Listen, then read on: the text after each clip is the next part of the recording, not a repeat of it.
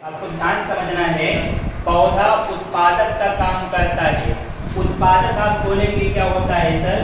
उत्पादक हम लोग बोलते हैं, दो बातें सिखाएंगे आपको इससे रिलेटेड। एक उत्पादक होता है और एक उपभोक्ता होता है। उत्पादक जितने भी हरे पौधे देखते हैं सारे को हम लोग बोलते हैं उत्पादक। सारे को क्या बोलेंगे?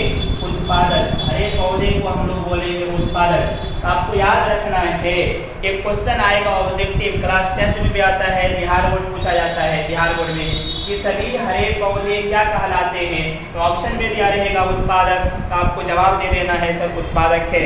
उत्पादक का काम ये होता है कि वो किसी भी चीज़ों को, याद रखिएगा, वो आपके ऊपर आश्रित नहीं है। जैसे हम लोग धान बो देते हैं, खेत में हम लोग गेहूं बो देते हैं, खेत में हम लोग मकई लगा देते हैं, वो उपज करके देता है, वही आपका कहलाएगा उत्पादक। क्या कहलाएगा? उत्पादक। आपको याद रखना है सभी हरे पौधे क्या कहलाते हैं? उत्पादक। एक बात और भी याद रखना है, हरे पौधे को ही हम लोग बोलते हैं सौपोषी। क्या बोलेंगे बाबू? सौपोषी। एक ऑब्जेक्टिव क्वेश्चन यहाँ से भी आएगा कि हरे पौधे इनमें से क्या है? ऑप्शन में दिया जाएगा सौपोषी, ऑप्शन में दिया जाता है विषमपोषी, ऑप्शन में दिया जाता है मृतपोषी। तो आपको याद रखना है सौपोषी। क्या याद रखना है? सौपोषी। अब आपके पास दिमाग में बात आ रही होगी कि सर ये सौपोषी हम लोग किनको बोलेंगे? ये भी हमारी दिमाग में बातें आती है। सौपोषी हम लोग बोलते हैं जो अपना भोजन क्या करता है? खुद से बनाता है। किससे बनाता है? खुद से बनाता है, किसी के ऊपर आश्रित नहीं होता है। यानी जितने हरे पौधे अभी आपको जो हम सिखाए वो अपने से ही भोजन बनाता है, इसीलिए इसको कहा जाता है सौपोषी।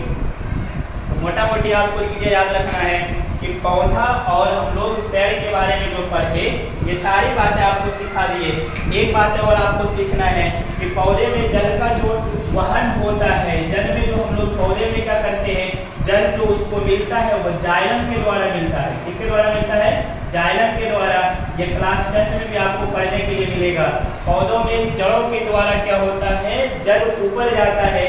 और आपको एक बात और याद रखना है, पौधों में जो फूल का निर्माण होता है वो फलों के द्वारा होता है। क्योंकि फलों के द्वारा होता है। तो दो बातें आपको याद रखना है। आप पहला बात याद रखेंगे कि जल जो हमको मिल रहा है वो कहाँ से मिल रहा है?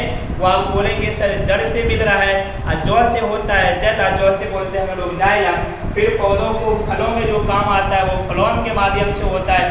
फ से याद रखेंगे फल, और फ से याद रखेंगे फलोम। अब इसके बाद दूसरा जो चीज़ें हैं वो हम लोग चर्चा करेंगे जंतुओं के बारे में। किसके बारे में चर्चा करेंगे? जंतुओं के बारे में चर्चा करेंगे। जंतु हम लोग किनको बोलते हैं? जंतु के अंतर्गत जितने भी मनुष्य देख रहे हैं, जितने भी प्रकार के आप जीव देख रहे हैं, जितने भी प्रकार के आप अपने घर में पक्षी को देखते हैं, जानवर को देखते हैं, गाय को देखते हैं, बैल को देखते हैं, बिल्ली को देखते हैं, जलीय जीव भी होता है, जलीय जंतु भी होता है, और आपका स्थलीय जंतु भी होता है। इसको हम लोग बोलेंगे जंतु। क्या बोलेंगे? जंतु। तो जंतु के बारे में भी हम लोग डिटेल बात करेंगे। जंतु क्या करता है? ये भोजन के लिए अपने आप ये भोजन नहीं बना पाता है। ये भोजन के लिए दूसरों पे आश्रित होता है और दूसरे के माध्यम से ये भोजन बनाता है। बात और याद रखेंगे, जंतु कई प्रकार के होगा, आपको पढ़ाएंगे कि कोई जंतु ऐसा होता है जो आपका समपोषी है, विषमपोषी भी होगा, समपोषी भी होगा, मृतजीवी पोषण भी होता है। जंतु कई प्रकार का भोजन बनाता है। इसमें हम लोग 3 बातें सीखेंगे। शाकाहारी के बारे में सिखाया जाएगा आपको, और शाकाहारी सिखाया जाएगा, मांसाहारी सिखाया जाएगा, सर्वाहारी सिखाया जाएगा। ये जंतुओं के बारे में हम आपसे बात कर रहे हैं। तो ये जंतुओं का भी संरक्षण आपको सीखना है। संरक्षण का मतलब होता है बचाव। तो सबसे पहले हम लोग आज सीखे, आज के टॉपिक में पहला टॉपिक था पौधा के बारे में। किनके बारे में सीखे? पौधा के बारे में। और आप नेक्स्ट टॉपिक जो हम लोग सीखेंगे, अभी भी आज ही सीखना है आपको, वो जंतुओं के बारे में सीखेंगे।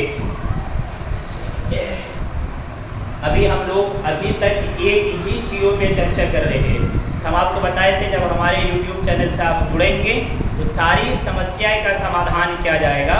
जो भी समस्या आपको आ रही है, जहाँ समझने में दिक्कत है, आप क्या करेंगे? कमेंट में लिख देंगे कि ये समस्या आपको आ रहा है। आपको पूरा डिटेल से पढ़ाया जाएगा, किसी तरह की कोई दिक्कत नहीं होगी।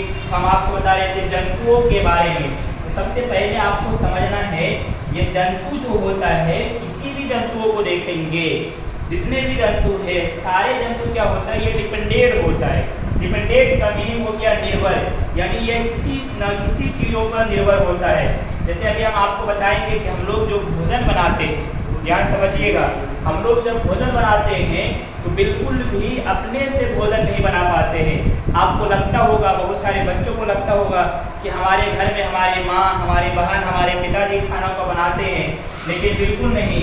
खाना हम लोग खुद से बनाते हैं, लेकिन चीज़ों पे डिपेंडेंट होते हैं। जैसे आपको देखिए, चावल चाहिए, दाल चाहिए, पानी चाहिए, आग चाहिए, चाहिए कि नहीं चाहिए? ये सारी चीज़ें आपको चाहिए, तभी आप भोजन बना पाएंगे, अन्यथा आप भोजन नहीं बना पाएंगे। तो हम आपको बता रहे थे, किनके बारे में बता रहे थे? जंतुओं के बारे में। ऐसे चाहे मनुष्य हो जाए, इनके साथ बताए कि स्थलीय भी होगा और आपका क्या होगा, जलीय भी होगा। मनुष्य अपना भोजन, जैसे गाय को आप देख रहे हैं, फिर बकरी को हम लोग देख रहे हैं, फिर हम लोग किनको देख रहे हैं, पानी में जैसे आप मछली को देख रहे हैं।